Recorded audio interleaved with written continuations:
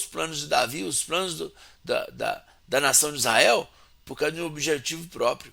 Então a pessoa sacrifica o bem comum lutando por uma causa própria. Por quê? Porque vivemos uma geração que não pode ser frustrada.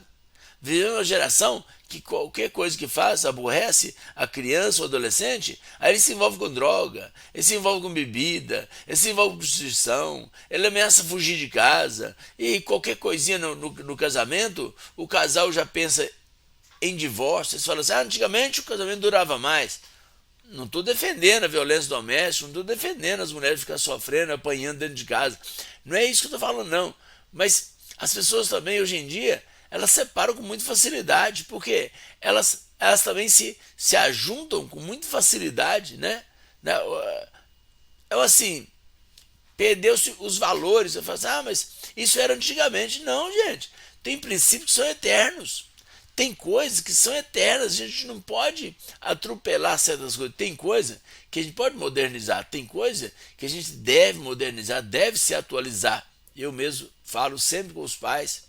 Tem pais que não quer saber de rede social, tem pais que não quer saber de nada que tem de novidade tecnológica. Só que enquanto ele não quer saber, os filhos estão mergulhados nesse mundo. E os pais não têm a capacidade de ajudar os filhos a ir com sabedoria, a usufruir com sabedoria dessas coisas, dessas novidades tecnológicas. Por quê? Porque os pais não querem se envolver atrás de uma falsa espiritualidade, né? Que é chamada de hipocrisia. Eu não vejo isso, eu não gosto de tal coisa. Não. Você não quer se envolver, você não quer arriscar, porque você não se sente fortalecido o suficiente para falar não. Agora, se você não tem força para falar não para essas tentações das redes sociais, das novidades da televisão, se você está com medo, imagine o seu filho. E seu filho não pode ficar fora das novidades tecnológicas, porque o mundo modernizou. Não existe a possibilidade de seus filhos trabalharem em coisas que não tem a ver com tecnologia, não tem a ver com internet, que eles não vão ficar expostos às tentações. Agora, eles vão ficar expostos sozinhos, porque os pais não estão lá para ajudar os filhos a discernir o que pode falar sim e o que pode falar não. Então, esse é o problema. Aqui começam os problemas. Então, quando eu falo assim do sacrifício, Salomão aprendeu com Davi o poder do sacrifício. Salomão aprendeu que o sacrifício abre portas. Agora, abre portas no sentido geral. Então eu fiz algumas anotações para não esquecer.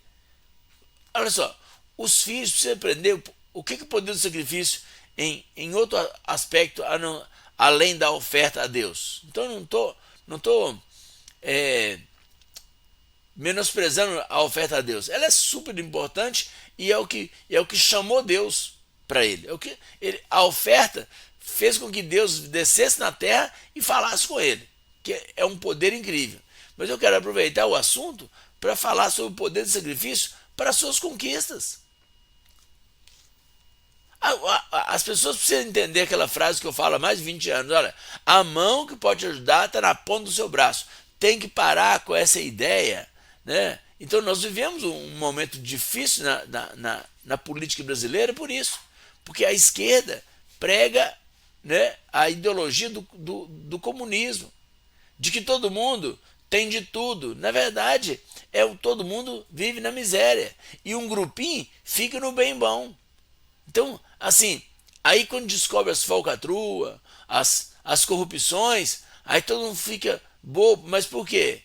Depois eles fazem projetos sociais que entorpecem a mente do povo brasileiro. E o povo brasileiro vota nos mesmos políticos. Por quê? Porque liberou um benefício tal, são programas populistas que falam. Por quê? A pessoa fica, não, me deu tal coisa, ou o governo tal me deu. O governo não te deu nada não, ele não fez mais que a obrigação dele. Ele fez foi pouco. Então, a gente precisa compreender que nós temos que pagar o preço. Ensinar os nossos filhos, nossos adolescentes, nossos jovens a pagar o preço. Como é que paga o preço? O menino está lá na escola, ensina a pagar o preço de fazer o dever de casa todo dia. Ah, pastor, não tem tempo. Então vou te ensinar você a pagar o seu preço. Se você tem um filho, você precisa pagar o preço de estar do lado dele enquanto ele faz o para casa. É a obrigação sua, de pai ou de mãe. Ah, eu tenho que trabalhar. Isso é um problema seu. Você tem que entender que filho é responsabilidade sua. Você que quis ter um filho. Ah, eu não planejei. Piorou. Você foi irresponsável, inconsequente quando você ficou grávida ou quando você engravidou essa mulher que gerou seu filho. Então agora você precisa pagar o preço dobrado. Você vai pagar com juro. Já viu quando você compra uma coisa sem ter condição de pagar? Você acaba pagando juro? Demora mais tempo para pagar? Assim é quem arruma um filho fora de hora, fora do planejamento. Eu sei disso, ó. Eu casei aos 19 anos. Minha filha nasceu, eu tinha 20. Quando minha filha nasceu, eu não tinha conseguido comprar o berço para ela ainda. Tá? E eu paguei o preço de ver a minha filha deitada em 2 cadeiras. Coloquei um colchãozinho por cima de 2 cadeiras e coloquei minha filha. E eu pensei naquele momento, falei, que tipo de homem que eu sou, gente? De trazer uma criança ao mundo e não preparei uma cama para ela deitar? Como é que pode ser tão irresponsável assim? Eu não precisou ninguém me xingar, não. Eu me xinguei, eu me cobrei, eu me senti assim, um irresponsável, um inútil. Como que eu fui capaz de fazer isso? Porque faltou uma orientação adequada. Faltou alguém chegar para mim e falar aqui, ó, seu filho vai nascer daqui uns dias. Cadê o berço? Cadê o quarto? Cadê isso? Cadê aquilo? Ou então, ó, na hora que eu contei que estava minha família, por exemplo, contei que Neuza estava grávida. E era a hora da minha família falar assim, então agora eu vou te ajudar a organizar a sua vida. Cadê o quarto da sua menina?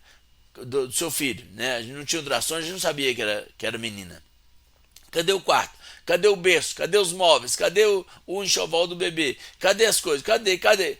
E pronto, eu tinha que me virar. Eu tinha um emprego, arrumava 2, 3, 4 problema. Agora é problema seu. Quem mandou você arrumar menino? Aí não, mas ninguém falou nada. E eu fui vivendo por rumo. Os filhos estão vivendo por rumo até hoje. Gente, tá na hora dos pais despertarem. Por que eu sou tão enjoado com meus filhos? Tudo aquilo que eu senti que fez falta para mim, de orientação familiar, eu foquei nos meus filhos, mostrei para eles, a vida não é assim não. Você não pode viver por rumo. Você não pode viver, deixar as coisas acontecer. Você tem que pagar o preço. Então, criança tem que levantar cedo, cedo assim, na hora que precisa levantar, e ir para a escola, e fazer o dever de casa, e cuidar disso, cuidar daquilo. Criança tem que ter responsabilidade. Ela tem que ter horário para brincar, tem que ser respeitado o horário dela brincar. Não, pastor, mas deu trabalho demais. É claro, mas criança não é pet, não. Criança não é bichinho de estimação, não, gente. A pessoa tem que parar com isso. Como é que já olhou como é que a semelhança de muitas crianças com bichinhos de estimação? Aqui tem 4 cachorros aqui em casa. Eles ficam no quintal. A gente dá ração a eles, dá proteção, dá moradia, dá vacina, dá remédio quando adoece, e de vez em quando a gente vai lá. Quando tem tempo, eu vou lá e brinco com eles. Quando não tem tempo, eu passo o mês inteiro sem brincar com eles. E eles? Eles se viram. Assim tem criança dentro de casa. Ele recebe moradia, recebe proteção, recebe remédio, recebe vacina, recebe assim, algumas coisas básicas.